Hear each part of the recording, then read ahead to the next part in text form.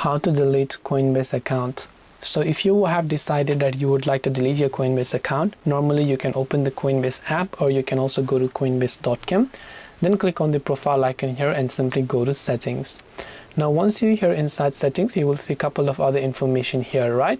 But what you actually want to do is, you can see here, even if I go to profile here, so I'll go to under the profile settings.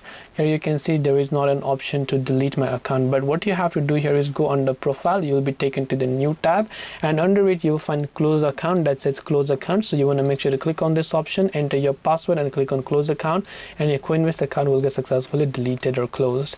This way you'll be able to delete your Coinbase account. Hope this video was very helpful. If you have got any more questions, then feel free to leave them down below. Thank you for watching till the very end of this tutorial, and as always, see you soon in the next video.